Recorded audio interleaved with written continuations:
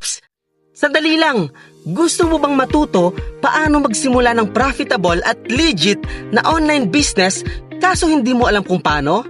Tapusin mo tong video na to dahil ipapakita ko sa'yo yung super app na pwede mong gamitin at legit opportunity na pwede mong subukan para magaya mo sila.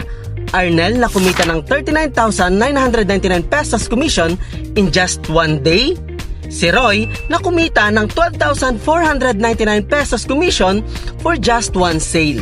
Si Irene na kumita ng 3,999,000 pesos commission in just one sale also. Si Elaine na kumita ng 23,999 commission in just one day. Si Camille na kumita ng 3,999,000 commission from just one sale.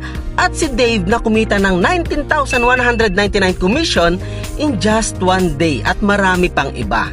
Ituturo ko din sa'yo yung 3 simple steps paano mo magagamit itong super app na ito simula ngayong araw. Yung super simple, super bilis at siguradong paraan para makapag-start ng business na kumikita ka ng unlimited commissions online. Kapag sinubukan mo din ito at kapag ginawa mo lahat ng ituturo namin sa mga trainings, ay magsisimula ka na ring magkaroon ng sale at kumita ng mga commissions katulad nila.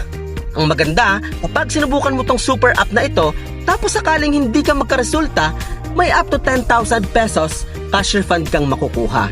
Yes, ganon ito kaganda. Kaya kung ready ka na, may inihanda kaming free video training na kailangan mo lang panoorin at sundan para makapagsimula at magamit mo agad ang super app na ito. So click the learn more button below now to get started. Ako si Faith, taga Negros Occidental, dati akong call center. Karoon ako ng total income, almost 40,000 sa isang buwan. I'm Adeline Oracion from Oroqueta City.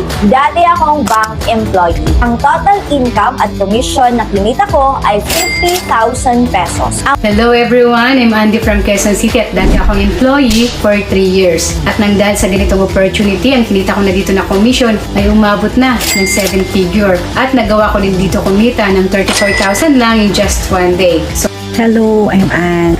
Dati nga pala akong OFW. Dahil sa ganitong opportunity, no, ang total income na kinita ko dito is nasa 40,000 na din.